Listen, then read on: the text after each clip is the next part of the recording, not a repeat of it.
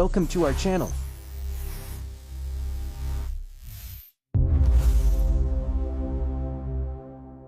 Hello पिलामाने पूर्व class रे आमे देशभक्त लक्ष्मण नायकंकर प्रश्न उत्तर आलोचना करितनु।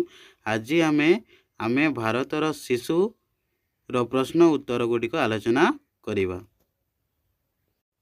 एक नंबर आस कथबार्ता हेबा। क नंबर प्रश्न देख, भारत मातार बुकुरे किए बहिजिबा कथा कवितार कह जायछि। उत्तर हे भारत मातार बुकुरे गंगा जमुना परी पवित्र नदी बहिजिबा कथा कवितार कह जायछि।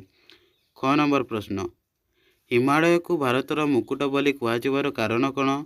उत्तर हो हिमालयर शिखर देश सबुबड़े बरफ आच्छादित होई शुभ्र वर्ण धारण करिथाए और यह भारतर उत्तर भागरे शुभ्र मुकुट परी शोभा पाउथिबारु हिमालय को भारतर मुकुट बोली कहा जायछि। तापर ग नंबर प्रश्न देख, आम देश रे शिशु माने मरुभूमि रे कौन करिवे बोली कवितार कह जायछि। उत्तर हो आम देशर संतान माने मरुभूमि रे अमृत समान जलधारा बुहाई देवे बोली कवितार कह जायछि। घ नंबर, का मुखरे भाषा देवा पई शिशु माने आशा प्रकाश करिसंती। उत्तर हो मुक मानक मुखरे भाषा देवा पई शिशु माने आशा प्रकाश करिसंती। व नंबर प्रश्न, नीलमेघ बुकुरे शिशु माने किपरि शोभा पाइबे बोली वंदना करा जायछि। उत्तर हो नीलमेघ बुकुरे शिशु माने बृहत शिशु माने विद्युत बा बिजुड़ी भड़ी शोभा पाइबे बोली वंदना करा जायछि। 2 नंबर प्रश्न देख, उत्तर लिखिबा। क नंबर, भारत माटी रे जन्म होइतिबा शिशु निजको धन्य मने करिवार कारण कौन? उत्तर हो भारत एक पुण्यभूमि गंगा जमुना परी पवित्र नदी ए देश देई बही जाउछि। नील समुद्र गीत गाई गाई भारत मातार चरण स्पर्श करुछि। भारतर उत्तर दिगरे बरफाचित हिमालय पर्वत शुभ्र मुकुट सम शोभा पाउछि। एभଳି एक पुण्यभूमि रे जन्म होइतिबार भारतर शिशु निजको धन्य मने करुछि। ख नंबर प्रश्न देख, शिशु मानक रक्त कमल बोली कहीं कह जायछि। उत्तर हो लाल रंगर पद्मफूल खूब सुंदर और निजर सौंदर्य बड़े समस्त को आकर्षण करिथाए। सेहीपरि शिशु मानक सुंदर सरल मुह समस्त को आकृष्ट करिथाए, तेणु शिशु मानक रक्त कमल बोली कह जायछि। तापर ग नंबर प्रश्न देख, एही पृथ्वी को शिशु माने कहीं धाई आसीचंती बोली कवितार कह जायछि। उत्तर हो देश को उन्नत करने भारतवासींकर अनेक स्वप्न अच्छी। से सुंदर कल्पना को वास्तवता हे परिणत करने ईश्वर को आशीर्वाद नहीं पृथ्वी को शिशु माने धाई आसीचंती बोली कवितार कह जायछि। घ नंबर, भारत मातार माटी सह शिशु मानकर किपरि संपर्क रही। उत्तर हो भारत मातार संतान होउचंती अगणित शिशुगण।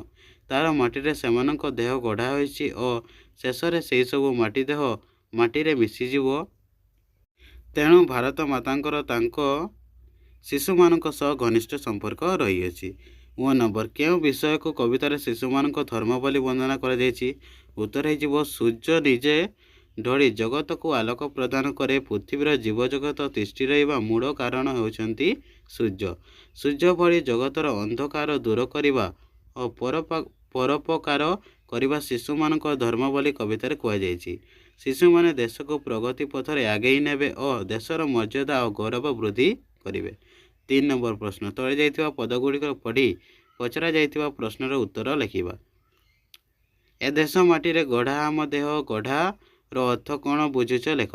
एटी गढ़ार अर्थ कौन हो तैयारी होउछि। तापरे ख नंबर, ए देह माटी रे मिसु न मिसु ए देह माटी रे मिसु मिसु कहले जहाँ बुझाउछि ताहा लेख। मिसु कहले मृत्यु पर ए देह माटी रे मिसी जिबाकू बुझाउछि। ग नंबर प्रश्न, नवतरु शाखा दड़ी यही पदटी को दड़ी शब्दटी कौन बुझाउछि प्रकाश कर। दड़ी शब्दटी झुलिबा बा दहली बाकू बुझाउछि। घ नंबर प्रश्न, ए देश उषारे मधुर काकड़ी लक्ष्य मनर भाषा। लक्ष्य कहले एठारे काहाकू बुझाउछि लेख। उत्तर हो लक्ष्य कहले लक्ष्य लोकंकु बुझाउछि। 4 नंबर देख, सरल भाषा रे बुझाई खातार लिखिबा। बंधुर पथे आम अभियान आमे नब किशोरय। ताले एत सरलार्थ लिखिबा पई कहिछि पिला माने। चलो देखिबा केमिति सरलार्थ लिखिबा। ଯଦି ପଦ୍ୟ ଲେଖୁଛ ତାହେଲେ ପଦ୍ୟାଂଶଟି ଲେଖିବ, ଆଉ ଯଦି ତୁମେ ଗଦ୍ୟ ଲେଖୁଛ ତାହେଲେ ଗଦ୍ୟାଂଶଟି ଲେଖିବ। ଦେଖ, ବନ୍ଧୁର ପଥେ ... ନବ କିଶଳୟ। ଉକ୍ତ ପଦ୍ୟାଂଶଟି ପଠିତ ଆମ ସାହିତ୍ୟ ବହିର ଆମେ ଭାରତର ଶିଶୁ କବିତାରୁ ଅନିତ। ଏଠାରେ କବି ଅନନ୍ତ ପ୍ରସାଦ ରଖି ଶିଶୁମାନଙ୍କ ମହତ୍ତ୍ୱ ଅଭିଯାନ ବିଷୟରେ ବର୍ଣ୍ଣନା କରିଛନ୍ତି। ଶିଶୁମାନେ ଆମ ଦେଶର ଭବିଷ୍ୟତ। ସେମାନେ ନବଭାରତ ନିର୍ମାଣ କରିପାରିବେ। ଯେଉଁଠି ଅଭାବ, ଅସୁବିଧା, ଦାରିଦ୍ର୍ୟ ଆଦିର ସ୍ଥାନ ନଥିବ, ସେମାନେ ଭାରତର ସୁଖ ସମୃଦ୍ଧି ଆଣିପାରିବେ। ଭବିଷ୍ୟତକୁ ସରସ ସୁନ୍ଦର କରିବା ପାଇଁ ସେମାନଙ୍କର ଜନ୍ମ। ଦେଶକୁ ତାଙ୍କର ମଧୁର ସ୍ୱରରେ ସେମାନେ ପ୍ରକମ୍ପିତ କରିବେ। ଦୁଃଖୀଜନଙ୍କ ମୁହଁରେ ହସ ଫୁଟାଇବେ। ମୂକମାନଙ୍କୁ ତାଙ୍କର ଭାବ ବ୍ୟକ୍ତ କରିବା ପାଇଁ ମାଧ୍ୟମ ହେବେ। ଏସବୁ ଏତେ ସହଜ ନୁହେଁ। ସେମାନଙ୍କର ଉଦ୍ଦେଶ୍ୟ ମହତ। ସେହି ମହତ୍ ଉଦ୍ଦେଶ୍ୟକୁ ସାଧନ କରିବା ପାଇଁ ତାଙ୍କୁ ଅନେକ କଷ୍ଟ କରିବାକୁ ହେବ। ସେମାନେ ମହତ୍ ଉଦ୍ଦେଶ୍ୟ ନେଇ ଯାତ୍ରା କରୁଥିବା ଏକ ଯାତ୍ରୀ ଦଳ। ସେମାନେ ଗଛରେ ପ୍ରଲୋଭିତ ନୂଆ କଅଁଳିଆ ପତ୍ର ଭଳି ସେମାନଙ୍କୁ ବହୁତ ଘାତ ପ୍ରତିଘାତ ଦେଇ ଅଭିଯାନ ଜାରି ରଖିବାକୁ ପଡ଼ିବ। ପୃଥିବୀ ସବୁଜ ସମ୍ପଦର ସୁଶୋଭିତ କରିବାକୁ ହେବ। ତାପରେ ଖ ନମ୍ବର ପ୍ରଶ୍ନ ଦେଖ, ଆଗାମୀ ଦିନର ନବ ସଂକେତ ମନରେ ଅସୀମ ବଳ। ଉତ୍ତର କି ହେଇଯିବ? ଆଗାମୀ ଦିନର ... ଅସୀମ ବଳ। ଉକ୍ତ ପଦ୍ୟାଂଶଟି ପଠିତ ଆମ ସାହିତ୍ୟ ବହିର ଆମେ ଭାରତର ଶିଶୁ କବିତାରୁ ଆନିତ। ଏଠାରେ କବି ଅନନ୍ତ ପ୍ରସାଦ ରକ୍ଷିତ ଶିଶୁମାନଙ୍କର ମନରେ ଅସୀମ ବଳ ରହିଛି। ସେମାନେ ହିଁ ଆମ ଦେଶର ଭବିଷ୍ୟତ ବୋଲି ବର୍ଣ୍ଣନା କରିଛନ୍ତି। ଶିଶୁମାନେ ତାଙ୍କର ମହତ୍ ଉଦ୍ଦେଶ୍ୟ ସାଧନ ପାଇଁ କଷ୍ଟକର ପଥର ଯାତ୍ରୀ ହେବେ। ନୀଳ ମେଘ ମଧ୍ୟରେ ଯେପରି ବିଦ୍ୟୁତ୍ ବାଟ କଢ଼ାଏ, ସେପରି ସେମାନେ ଅନ୍ଧାରରେ ପ୍ରଦୀପ ହୋଇ ଭାରତକୁ ଆଲୋକିତ କରିବାକୁ ଚାହିଁଛନ୍ତି। ସେମାନେ ଭାରତ ମାତାର ସୁଯୋଗ୍ୟ ସନ୍ତାନ। ଲକ୍ଷ ଲକ୍ଷ ଶିଶୁମାନେ ଭାରତ ମାତାଙ୍କର ସନ୍ତାନ। ସେମାନେ ଦେଶର ଭବିଷ୍ୟତ। ସେମାନଙ୍କ ମନରେ ଅନେକ ଆଶା ଓ ଅମାପ ବଳ ରହିଛି। ସେମାନେ ଭାରତ ମାତାଙ୍କର ସୁରକ୍ଷା ପାଇଁ ନିଜର ପ୍ରାଣବଳି ମଧ୍ୟ ଦେଇପାରିବେ ବୋଲି କବି ବର୍ଣ୍ଣନା କରିଛନ୍ତି। ଗ ନମ୍ବର ପ୍ରଶ୍ନ, ମୁକମୁଖେ ଦେବୁ ଭାଷା। ମୁକମୁଖେ ... ଭାଷା। ଉକ୍ତ ପଦ୍ୟାଂଶଟି ଆମ ସାହିତ୍ୟ ବହିର ଆମେ ଭାରତର ଶିଶୁ କବିତାରୁ ଆସିଅଛି। ଏଠାରେ କବି ଅନନ୍ତ ପ୍ରସାଦ ରକ୍ଷି ଭାରତର ଶିଶୁମାନଙ୍କର ସ୍ୱପ୍ନ ବିଷୟରେ ବର୍ଣ୍ଣନା କରିଛନ୍ତି। ଭାରତ ହେଉଛି ଏକ ପୁଣ୍ୟ ପୀଠ। ଏହି ଦେଶର ଶିଶୁମାନେ ହିଁ ଭବିଷ୍ୟତର ନାଗରିକ। ଭାରତର ପ୍ରଗତି କେବଳ ସେମାନଙ୍କର ମାଧ୍ୟମରେ ସମ୍ଭବ। ଭବିଷ୍ୟତର ସବୁ ସ୍ୱପ୍ନକୁ ବାସ୍ତବତାରେ ପରିଣତ କରିବା ପାଇଁ ସେମାନଙ୍କର ଜନ୍ମ। ସେଥିପାଇଁ ସେମାନେ ଈଶ୍ୱରଙ୍କ ଆଶୀର୍ବାଦ ପ୍ରାପ୍ତ ହୋଇଛନ୍ତି ବୋଲି କବି କହିଛନ୍ତି। ଏହି ଛୋଟ ଛୋଟ ପିଲାମାନେ ଯେଉଁମାନେ ନିଜର ଭାବ ବ୍ୟକ୍ତ କରିପାରନ୍ତି ନାହିଁ, ତାଙ୍କ ମୁଖରେ ଭାଷା ଭରିଦେବା ପାଇଁ ଇଚ୍ଛା ପ୍ରକାଶ କରିଛନ୍ତି। ମୂଢ଼ମାନଙ୍କର ସ୍ୱରକୁ ସେ ପକ୍ଷୀମାନଙ୍କର ମଧୁର କାକଳି ସହିତ ତୁଳନା କରିଛନ୍ତି। ସେମାନଙ୍କ ମଧୁର ସ୍ୱରରେ ଦେଶ ଭରିଯିବ ବୋଲି କବି କହିଛନ୍ତି।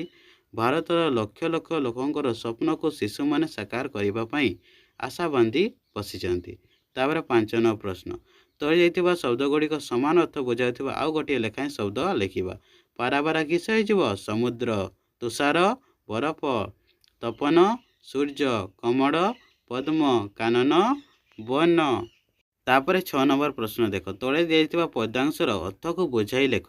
ରକ୍ତ କମଳ ସମ, ଏହାର ମାନେ କିସ ହେଇଯିବ? ଲାଲ ରଙ୍ଗର ପଦ୍ମ ଫୁଲ ପରି। ତାପରେ ରଙ୍ଗ କୁସୁମ ଭଳି ରଙ୍ଗ ବେରଙ୍ଗର ଫୁଲ କଢ଼ି।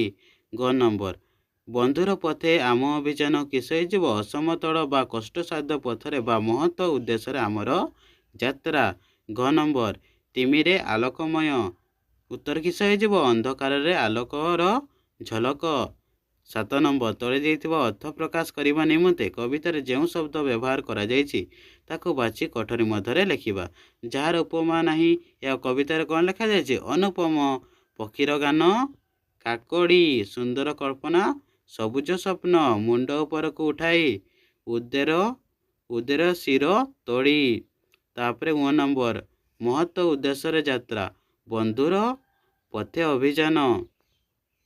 ପିଲାମାନେ, ଭିଡ଼ିଓଟି ଯଦି ଭଲ ଲାଗିଛି ତାହେଲେ ଭିଡ଼ିଓଟିକୁ ଟିକେ ଲାଇକ୍ କରିଦେବେ ଏବଂ ଆମ ଚ୍ୟାନେଲକୁ ସବସ୍କ୍ରାଇବ୍ କରିଦେବେ, ଯାହାଦ୍ୱାରା ଆମେମାନେ ଆପଣଙ୍କୁ ନୂଆ ନୂଆ ପ୍ରକାରର ଭିଡ଼ିଓ ଦେଇପାରିବା। ଧନ୍ୟବାଦ।